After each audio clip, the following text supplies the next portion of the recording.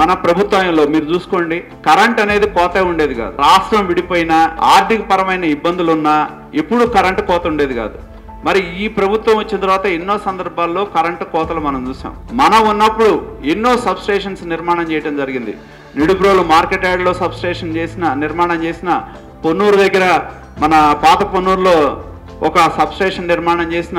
మన చిన్నప్పుడు మనందరికీ తెలుసు 132 kV అంటే బాపట్లో మనం ఎప్పుడైనా చిన్నప్పుడు మేము ఎప్పుడు వింటూ ఉండేవాళ్ళం.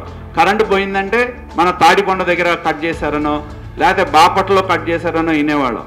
కానీ ఇవాళ మనం ఆ 132 kV సబ్ స్టేషన్ని మన పొన్నూరులో ఏర్పాటు చేసి, మన దగ్గర ఉన్న డిపార్ట్మెంట్కి సంబంధించిన స్థలాన్ని ఏర్పాటు చేసి 132 kV సబ్ స్టేషన్ని దాదాపు 110 కోట్ల రూపాయలతో మనం దాన్ని ఏర్పాటు చేయడం జరిగింది. 110 కోట్ల రూపాయలతో మనం ఏర్పాటు చేస్తే ఎన్నికలు వచ్చినాయి, మనం వచ్చేటప్పటికే పని పూర్తయింది.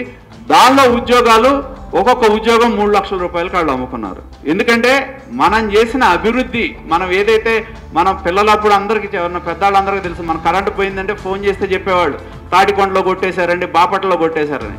మన పొన్నూరులో మనకుంటే బాగుంటుందనే ఉద్దేశంతో 132 kV సబ్ స్టేషన్ని మన దగ్గర ఏర్పాటు చేసి మన పొన్నూరుకి ఆ కొరత మనం తీరిస్తే అభివృద్ధి చేసాం, నిర్మాణం చేసాం, పూర్తి చేసాం. ఈ నియోజకవర్గానికి కావాల్సిన 132 kV సబ్ స్టేషన్ అనేది ఒక కళ. ఆ కళని మనం పూర్తి చేసాం.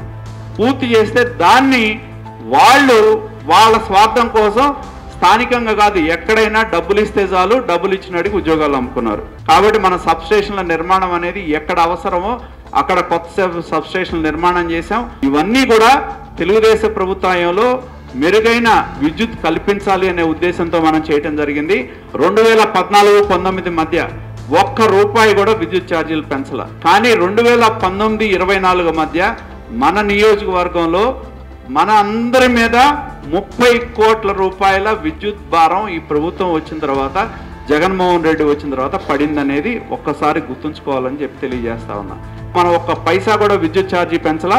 కానీ జగన్మోహన్ రెడ్డి వచ్చిన తర్వాత 12 సార్లు పెంచి 30 కోట్ల రూపాయల భారం మనందరి మీద వేశారు. మొన్న ఎవరో చెప్తా ఉన్నారు, ఈ సంవత్సరం ఎవరికన్నా అడిషనల్ లోడ్ ఉందని చెప్పి ఒకళ్ళకి 10,000, 12,000 డిమాండ్లు కూడా నోటీసులు వచ్చినాయి అని చెప్పి ఆ విధంగా భారం వేశారు. కానీ మనం ఇవి నిర్మాణం చేస్తే దీనిలో ఉన్న ఉద్యోగాలు అమ్ముకున్నారు.